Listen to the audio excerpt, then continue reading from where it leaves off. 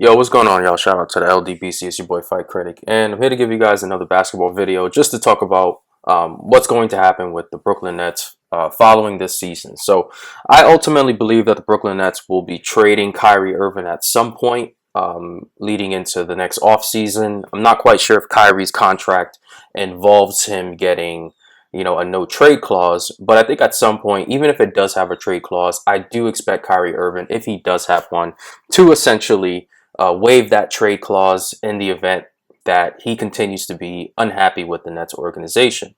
I believe that the Nets will have to trade Kyrie Irving simply because of the cap restrictions that will be going into next year. Now, while this year the Nets don't have to focus too much on the salary cap, being that James Harden's salary for the most part will be covered in Houston, given that they went through the trade situation. The Nets next year are going to be financially strapped for cash, and the big reason why is because the salary cap next year will be adjusted, I believe, somewhere around 112 million, where the luxury tax will be capped off at 136.6 million. Once I saw that, it kind of made it super clear to me that the Nets, for them to kind of do what they need to do now, they need to absolutely win a championship this year. For them not to win a championship this year is going to make things very difficult for them going into next year. Because at least going into some sort of playoff success, if they can get it, and if they can win a championship this year, what that essentially will do is it'll force other players who are mid-level players or veteran players to at least see how good this team is, and to see if they will either take vet minimums or if it'll actually spark a great idea for Kyrie, Kevin Durant, and James Harden to take pay cuts next season. The pay cuts will do them well in terms of things such as state taxes, something that James Harden will be subject to for the first time in nearly a decade in his career. So it does benefit athletes like these guys to take a pay cut if it means that they have playoff success.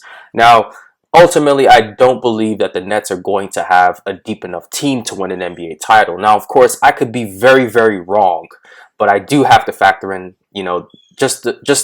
when you look at the Nets team on the surface, they're not that deep of a roster following this trade.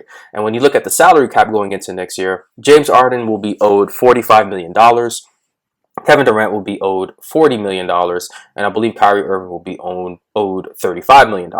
That puts them already at the salary cap for next year. So you have to look at the fact that they are going to have to spend money, go past the luxury tax, and that luxury bill can elevate anywhere from $58 million over the luxury cap to $80 million over the luxury cap. And that's one of the big reasons why you saw them trade Jarrett Allen and Caris LeVert, two guys who play an enormous amount of minutes for their team and contributes, because Caris LeVert's going into a contract year and they can't afford him.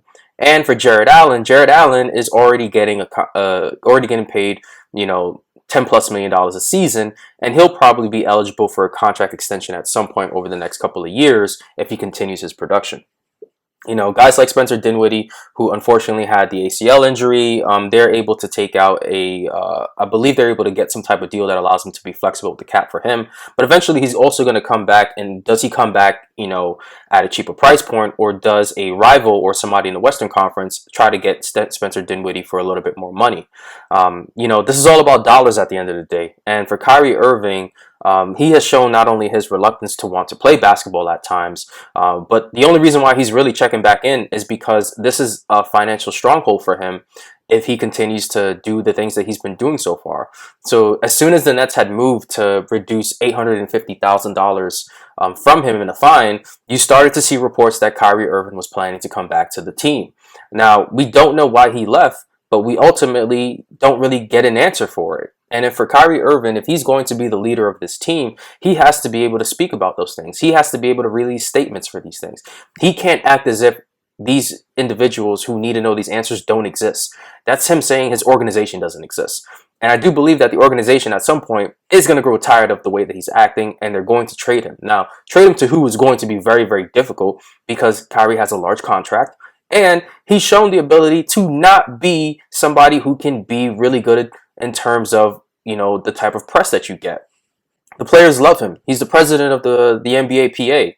But he's ultimately a guy that you're probably going to have to trade for the sake of your franchise if it means continuing to have success in creating flexible cap space.